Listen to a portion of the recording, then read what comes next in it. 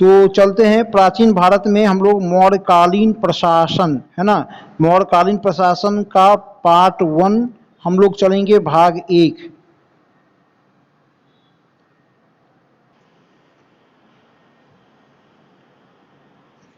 आइए, मौर्यकालीन प्रशासन। ठीक है, मौर्य काल के प्रशासन का उल्लेख हमें अर्थशास्त्र और मेगास्थनीज के इंडिका से प्राप्त होती है। अर्थशास्त्र और मेगास्थनीज के इंडिका से मौर्यकालीन प्रशासन का उल्लेख मिलता है। कौटिल्य ने राज्य के सप्तांग सिद्धांत को दिया था। कौन दिया था? कौटिल्य सप्तांग सिद्धांत को दिया था और प्रशासन के 7 अंग बताए थे। ठीक है, 7 अंग कौन कौन है? तो राजा, अमात्य, जनपद, दुर्ग, कोष, सेना और मित्र, ये प्रशासन के 7 अंग यानी कि सप्तांग सिद्धांत कौन दिया? तो कौटिल्य दिया। ध्यान में रखना, राजा, अमात्य, जनपद, दुर्ग, कोष, सेना और मित्र, ये कौटिल्य का सप्तांग सिद्धांत है। ठीक है, अर्थशास्त्र में प्रशासन के शीर्ष जो सबसे बड़े अधिकारी होते थे उनको अर्थशास्त्र में तीर्थ कहा गया। तीर्थ, है ना, यानी कि प्रशासन के सबसे बड़े अधिकारी। अर्थशास्त्र में तीर्थों की संख्या 18 बताई गई है। कितना तीर्थ?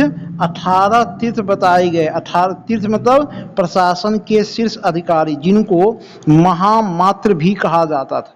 तो 18 तीर्थ कौन कौन कौन थे देखते हैं, जो कि अर्थशास्त्र में उल्लेखित है। अर्थशास्त्र में उल्लेख किया गया, तीर्थ का उल्लेख किया गया है। तो मंत्री, मंत्री यानी कि प्रधानमंत्री, राजा के बाद का सबसे बड़ा पद मंत्री, प्रधानमंत्री। पुरोहित, प्रधानमंत्री, दान विभाग का जो प्रधानमंत्री होता था उसको पुरोहित कहा गया। ठीक है, सेनापति, सैन्य विभाग का प्रधान सेनापति। युवराज, राजा का उत्तराधिकारी युवराज। दौवारिक, राजकीय द्वार रक्षक, है ना, राजकीय द्वार जो होता था उसका रक्षक दौवारिक कहलाता था। अंतर्वेदिक, अंतर्वेदिक, अंतःपुर का अध्यक्ष। अंतःपुर यानी कि जहाँ महारानी सब मतलब राज्य की महिलाएं, राजघराने की महिलाएं जहाँ रहती थी उसको अंतःपुर कहा जाता था। तो अंतःपुर का अध्यक्ष अंतर्वेदिक। समाहर्ता, राजस्व विभाग का जो प्रधान होता था उसको समाहर्ता कहा गया, राजस्व विभाग का प्रधान। सन्निधाता, राजकीय कोषाध्यक्ष जो होते थे उनको सन्निधाता कहा गया, राजकीय कोषाध्यक्ष। प्रशासता, प्रशासता कारागार का जो अध्यक्ष होता था उसको प्रशासता कहा गया, कारागार का अध्यक्ष प्रशासता। प्रदेष्टा, कमिश्नर को प्रदेष्टा कहा गया, प्रदेष्टा।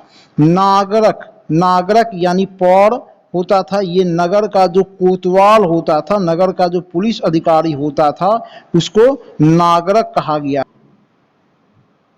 ठीक है, तो नागरक और नगर का कोतवाल यानी कि जो नगर के पुलिस अधिकारी होते थे उनको कोतवाल कहा जाता था। ओके, व्यवहारिक, व्यवहारिक जो था वो नगर का जो प्रमुख न्यायाधीश होता था, शहर का जो प्रमुख न्यायाधीश होता था उसको व्यवहारिक कहा जाता था। ओके, व्यवहारिक, ठीक है ना, नगर का प्रमुख न्यायाधीश को व्यवहारिक कहा गया है। उसके बाद देखते हैं और कौन कौन है। तो इसमें व्यवहारिक हो गया। फिर नायक, नायक कौन था? तो नगर रक्षा का जो अध्यक्ष होता था, नगर की रक्षा करने वाला जो अध्यक्ष होता था उसको नायक कहा गया है। कर्मांतिक, बहुत ही महत्वपूर्ण, कर्मांतिक ये आपका उद्योग एवं कारखाना विभाग का अध्यक्ष था। कर्मांतिक, उद्योग और कारखाना विभाग का अध्यक्ष कर्मांतिक। ठीक है, कर्मांतिक। ठीक है, मंत्री परिषद, अध्यक्ष जो होता था विभिन्न विभाग को उसको मंत्री परिषद कहा गया। दंडपाल, पुलिस अधिकारी जो होते थे उसको दंडपाल कहा गया। दुर्गपाल, दुर्ग का रक्षक दुर्गपाल। अंतपाल, अंतपाल, सीमावर्ती दुर्ग का रक्षक अंतपाल कहा जाता था। तो ये 18 तीर्थ थे। तीर्थ यानी कि प्रशासन के शीर्ष अधिकारी को तीर्थ कहा गया है और अर्थशास्त्र में 18 तीर्थों का उल्लेख किया गया है। ये 18 तीर्थ कौन कौन थे जिसके बारे में अभी चर्चा की गई, इसको ध्यान में रखना है। ओके, राज्य में मंत्री और पुरोहित, राज्य में मंत्री और पुरोहित की जब नियुक्ति होती थी तो नियुक्ति के पहले उनके चरित्र को जांचा परखा जाता था, यानी कि टेस्ट देना पड़ता था मंत्री और पुरोहित को, मतलब एग्जाम देना पड़ता था, टेस्ट देना पड़ता था नियुक्ति होने के पूर्व। उस एग्जाम का, उस टेस्ट का नाम क्या था? तो उपधा परीक्षण, उपधा परीक्षण कहा जाता था। मंत्री और पुरोहित के नियुक्ति के पहले चरित्र की जांच होती थी, जांच का नाम था उपधा परीक्षण। ठीक है। अशोक के समय मौर्य साम्राज्य में प्रांतों की संख्या 5 थी। मौर्य साम्राज्य में अशोक के समय 5 प्रांत थे। प्रांत को चक्र कहा जाता था, प्रांत को चक्र कहा जाता था। अशोक के काल में 5 प्रांत कौन कौन थे देख लेते हैं। अशोक के काल में 5 प्रांत कौन कौन थे? तो उत्तरापथ, उत्तरापथ जिसकी राजधानी तक्षशिला थी। दक्षिणापथ जिसकी राजधानी सुवर्णगिरी थी। अवंती जिसकी राजधानी उज्जैन थी, अवंती जिसकी राजधानी उज्जैन थी। ठीक है। कलिंग है ना, जिसकी राजधानी तोसली थी। और प्राची यानी कि पूर्व प्रांत जिसकी राजधानी पाटलिपुत्र। 5 प्रांत था अशोक के काल में, उत्तरापथ, दक्षिणापथ, अवंती, कलिंग और प्राची, है ना। सभी की राजधानी को भी ध्यान में रखना होगा। ओके। प्रशासन की जो इकाई थी, जो प्रशासन बटा हुआ था, वह साम्राज्य जो था वह मौर्यकालीन साम्राज्य जो है प्रांतों में विभक्त था, प्रांत में, है ना। प्रांत के जो अधिकारी थे उनको कुमार या आर्यपुत्र कहा गया, कुमार या आर्यपुत्र कहा गया। प्रांत जो था वो विषय में बटा हुआ था। ठीक है। विषय के अधिकारी को विषयपति कहा गया। ठीक है। उसके बाद विषय जो है स्थानिक में बटा हुआ था। स्थानिक, स्थानिक किसको कहा गया? 800 गांवों के समूह को स्थानिक कहा गया। स्थानिक द्रोणमुख में बटा हुआ था। द्रोणमुख किसको कहा गया? 400 गांवों का के समूह को द्रोणमुख कहा गया। ठीक है। द्रोणमुख खरवाटिक में बटा हुआ था। खरवाटिक किसको कहा गया?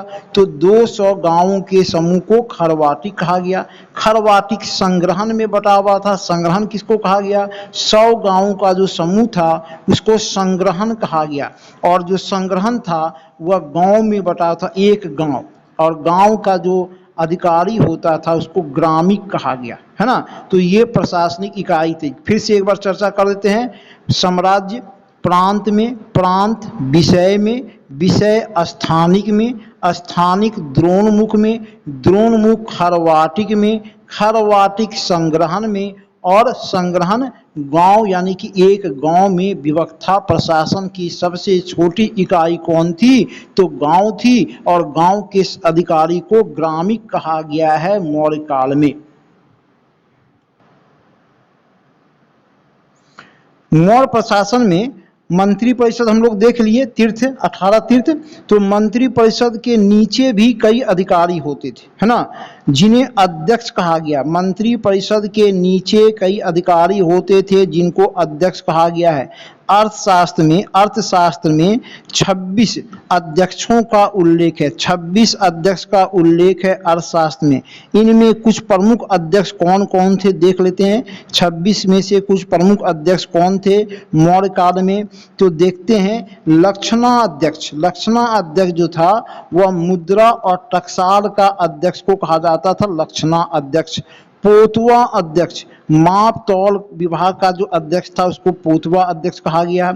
शुल्का अध्यक्ष, राजकीय धन, जुर्माना इत्यादि कार्यों का अध्यक्ष शुल्का अध्यक्ष, यानी कि जो शुल्क लेता था, कर लेता था, जुर्माना लेता था, उसको शुल्का अध्यक्ष कहा गया। सीता अध्यक्ष, सीता जो है मौर्य काल में सरकारी भूमि को सीता कहा जाता था, इसलिए राजकीय कृषि विभाग का अध्यक्ष कौन था? सीता अध्यक्ष। ठीक है। अकरा अध्यक्ष, खान का जो अध्यक्ष होता था उसको अकरा अध्यक्ष कहा गया। खान के अध्यक्ष को अकरा अध्यक्ष। विविता अध्यक्ष, चारागाह के अध्यक्ष को विविता अध्यक्ष कहा गया। चारागाह के अध्यक्ष को विविता अध्यक्ष कहा गया। प्रज्ञा अध्यक्ष, व्यापार वाणिज्य के अध्यक्ष को प्रज्ञा अध्यक्ष कहा गया। नवाध्यक्ष, नौसेना का जो अध्यक्ष था, मौर्य काल में नौसेना भी विकसित था, तो नौसेना का अध्यक्ष होता था नवा अध्यक्ष। ठीक है। सूना अध्यक्ष, सूना अध्यक्ष बूचर खाने, बूचर खाना मतलब जो कि मतलब कसाई खाना होता था, तो कसाई खाना का जो अध्यक्ष होता था उसको सूना अध्यक्ष कहा गया है। संस्था अध्यक्ष, व्यापारिक मार्गों के अध्यक्ष को संस्था अध्यक्ष कहा गया है। व्यापारिक मार्ग के अध्यक्ष को संस्था अध्यक्ष कहा गया है। ओके, उसके बाद है गणिका अध्यक्ष। गणिका अध्यक्ष जो था वह वेश्याओं का अध्यक्ष है ना, मतलब वेश्यालय होता था मौर्य काल में, तो वेश्यालय की देख रेख करने वाला जो अध्यक्ष होता था उसको गणिका अध्यक्ष कहा गया है। लवना अध्यक्ष, नमक अधिकारी को लवना अध्यक्ष। मुद्रा अध्यक्ष, पासपोर्ट विभाग, ये बहुत ही महत्वपूर्ण था। पासपोर्ट विभाग था मौर्य काल में और उसके अध्यक्ष को कहा गया मुद्रा अध्यक्ष। ठीक है। महामात्या सर्प, गुप्तचर विभाग के अध्यक्ष को महामात्या सर्प कहा गया है। सूत्रा अध्यक्ष, रुई काटने कपड़ा बुनने के उद्योग का संचालन करने वाले को सूत्रा अध्यक्ष कहा गया है। लक्षणा अध्यक्ष के बारे में हम लोग पढ़ चुके हैं। मुद्रा जारी करने वाला जो अधिकारी होता था, टकसाल विभाग का जो अध्यक्ष होता था, मुद्रा जो जारी करता था, उसके अध्यक्ष को लक्षणा अध्यक्ष कहा गया है। तो अर्थशास्त्र में 26 है ना अधिकारियों का उल्लेख है, 26 अध्यक्षों का उल्लेख है। इसमें कुछ प्रमुख अध्यक्ष के बारे में चर्चा की गई। ठीक है। अशोक के अभिलेख में इन अधिकारियों के अतिरिक्त अशोक के अभिलेखों में भी कुछ अधिकारियों का वर्णन मिलता है। जैसे कि बात करेंगे तो पहला है राजुक। राजुक का उल्लेख अशोक के अभिलेख में किया गया है। राजुक कौन था? तो ग्रामीण प्रशासन की देखभाल करने वाले अधिकारी को राजुक कहा गया। प्रादेशिक जिलाधिकारी को, मौर्यकालीन जिलाधिकारी को प्रादेशिक कहा गया। महामात्र, नगर प्रशासन की देखभाल करने वाले अधिकारी को महामात्र कहा गया।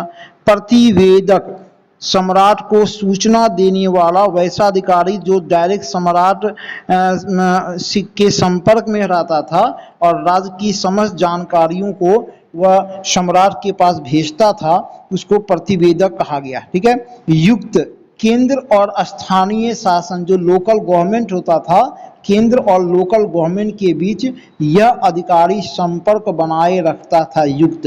तो अशोक के अभिलेख में 5 प्रमुख अधिकारियों का वर्णन मिलता है। राजुक, प्रादेशिक, महामात्र, प्रतिवेदक और युक्त। ये अशोक के अभिलेखों में मिलता है। ध्यान रखना है, राजुक ग्रामीण प्रशासन की देखभाल करने वाला अधिकारी, प्रादेशिक जिलाधिकारी, महामात्र नगर प्रशासन की देखभाल करने वाला अधिकारी, प्रतिवेदक सम्राट को सूचना देने वाला अधिकारी और युक्त केंद्र और स्थानीय शासन के बीच संपर्क रखने वाले अधिकारी को युक्त कहा गया है। नगर प्रशासन, तो मेगास्थनीज जो है वह नगर प्रशासन का उल्लेख करता है अपने इंडिका में, और मेगास्थनीज कहता है कि नगर का प्रशासन जो है 30 सदस्यों का एक मंडल करता, 30 सदस्यों का एक मंडल करता था, जो 6 समितियों में विभक्त था।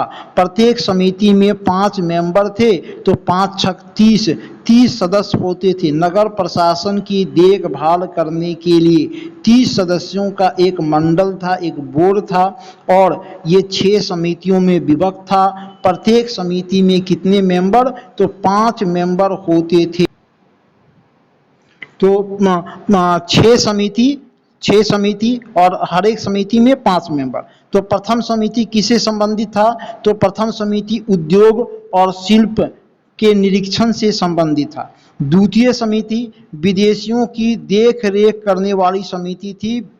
द्वितीय समिति ध्यान में रखना है, प्रथम समिति उद्योग और शिल्प से संबंधित था, द्वितीय समिति विदेशियों की देखरेख से संबंधित था। तृतीय समिति जन्म मरण का लेखा जोखा रखना इसका काम था तृतीय समिति का। चतुर्थ समिति व्यापार वाणिज्य की देखभाल करता था। पांचवी समिति निर्मित वस्तुओं के विक्रय का निरीक्षण करता था कि जो वस्तु निर्मित हुआ है बेचने के लिए तो उसका वह निरीक्षण करता था पांचवी समिति। और छठी समिति बिक्री कर राज्य में वसूल करता था। तो ये 6 समिति का उल्लेख मेगास्थनीज करता है। नगर प्रशासन में मेगास्थनीज कहता है कि 30 सदस्यों का एक मंडल था और ये इसमें 6 समितियां थी और प्रत्येक समिति में जिसमें 5 मेंबर होते थे जिनके द्वारा नगर के प्रशासन की देखभाल की जाती थी, है ना। इसके अतिरिक्त यूनानी स्रोतों से मौर्य प्रशासन के 3 अधिकारियों का उल्लेख यूनानी स्रोत करता है। इसमें सबसे प्रमुख अधिकारी यूनानी ग्रंथों में जो चर्चा की गई है वह है एग्रोनोमोई। एग्रोनोमोई ये सड़क निर्माण करने वाला अधिकारी होता था, है ना, रास्ते का निर्माण करने वाला अधिकारी था एग्रोनोमोई। एंटीनोमोई, एंटीनोमोई नगर आयुक्त को एंटीनोमोई कहा गया है यूनानी ग्रंथों में। और तीसरा अधिकारी सैनिक अधिकारी। ये 3 अधिकारियों का उल्लेख यूनानी ग्रंथों में किया गया है, एग्रोनोमोई, एंटीनोमोई और सैनिक अधिकारी, ध्यान में रखना है। ओके। मौर्य काल में न्याय व्यवस्था कैसी थी? तो न्याय व्यवस्था बड़ा ही व्यवस्थित था मौर्य काल में। अर्थशास्त्र में न्याय व्यवस्था का उल्लेख किया गया है। अर्थशास्त्र में जो है मौर्यकालीन 2 प्रकार के न्यायालय का उल्लेख किया गया। अर्थशास्त्र में मौर्यकालीन 2 प्रकार के न्यायालय का उल्लेख किया गया है। पहला है धर्मस्थीय। धर्मस्थीय मतलब दीवानी न्यायालय, है ना, जमीन जायदाद के विवाद से संबंधित मामले को दीवानी न्यायालय कहा जाता है। और मौर्य काल में ऐसे न्यायालय का नाम था धर्मस्थीय। और दूसरा कंटक शोधन, जो क्रिमिनल कोर्ट होता है, जो फौजदारी न्यायालय होता है, उसको मौर्य काल में कंटक शोधन कहा गया। धर्मस्थीय, कंटक शोधन, ठीक है। राज्य में सबसे बड़ा न्यायाधीश राजा होता था और राजा के बाद का जो न्यायाधीश होता था उसको धर्माधिकारी कहा जाता था। धर्माधिकारी यानी कि आज के समय में सुप्रीम कोर्ट का जो मुख्य न्यायाधीश है मौर्य काल में मुख्य न्यायाधीश को क्या कहा जाता था? धर्माधिकारी। तो मौर्य काल में न्याय व्यवस्था का उल्लेख हमें अर्थशास्त्र से मिलता है। अर्थशास्त्र में 2 प्रकार के न्यायालय की चर्चा की गई है। इसी प्रकार मौर्य प्रशासन में गुप्तचर व्यवस्था भी बड़ा ही व्यवस्थित था। गुप्तचर व्यवस्था बहुत ही व्यवस्थित था और गुप्तचर एक अलग गुप्तचर विभाग होता था, है ना, जिसकी देख रेख में पूरा गुप्तचर व्यवस्था कार्य करता था। और गुप्तचर विभाग के जो अध्यक्ष होते थे उनको महामात्या सर्प कहा गया। उनको महामात्या सर्प कहा गया। गुप्तचर विभाग के अध्यक्ष को महामात्या सर्प कहा गया। अर्थशास्त्र में गुप्तचर के लिए गूढ़ पुरुष का नाम आया है ना। गुप्तचर को अर्थशास्त्र में गूढ़ पुरुष, अर्थशास्त्र में गुप्तचर को क्या कहा गया? गूढ़ पुरुष कहा गया है, ठीक है। और मौर्य प्रशासन में 2 प्रकार के गुप्तचर हुआ करते थे। पहला वैसे गुप्तचर जो कि एक ही स्थान पर रहकर कार्य करते थे, जो अस्थायी थे, जो एक जगह रहकर गुप्तचरी का काम करते थे, उनको संस्था कहा गया। क्या कहा गया? संस्था। और दूसरा वैसे गुप्तचर थे जो जगह जगह घूम करके भ्रमण करके गुप्तचरी का कार्य करते थे, उनको संचारी कहा गया। संस्था और संचारी 2 प्रकार के गुप्तचर थे। संस्था अस्थाई एक जगह रहकर गुप्तचरी का कार्य करते थे, संचारी जो कि घूम करके भ्रमण करके गुप्तचरी का कार्य करते थे, इसको संचारी कहा गया है। एरियन, यूनानी लेखक एरियन जो है वह गुप्तचर को ओवरसियर कहता है, ओवरसियर। और स्टैवो जो है गुप्तचर के लिए इंस्पेक्टर शब्द देता है, इंस्पेक्टर कहता है स्टैवो गुप्तचर को। और एरियन जो है गुप्तचर को ओवरसियर की संज्ञा देता है। मौर्य काल में जो है जो गुप्तचर थे वह पुरुष के साथ साथ महिलाएं भी गुप्तचरी का कार्य करती थी। राज्य में महिला भी गुप्तचर थी, है ना। पुरुष गुप्तचर को मौर्य काल में संति, तीक्ष्णा और शरद कहा गया। पुरुष गुप्तचर जो होते थे उनको स्थानीय नाम दिया गया। क्या क्या नाम दिया गया? तो संति, तीक्ष्णा और शरद, ये पुरुष गुप्तचर होते थे। और जो महिला गुप्तचर होती थी उनके लिए नाम आया है वृषली, भिक्षुकी, परिवारजक। वृषली, भिक्षुकी, परिवारजक, ये महिला गुप्तचर, यानी कि मौर्य काल में पुरुष गुप्तचर के साथ साथ महिला गुप्तचर भी थी। महिला गुप्तचर के लिए वृषली, भिक्षुकी, परिवारजक नाम से संबोधित किया गया है। पुरुष गुप्तचर को शंति, तीक्ष्ण और शरद नाम से संबोधित किया गया है। और इससे पता चलता है कि मौर्य काल में गुप्तचर व्यवस्था बड़ा ही व्यवस्थित था। ध्यान में रखना है, गुप्तचर विभाग के अध्यक्ष को महामात्या सर्प कहा जाता था।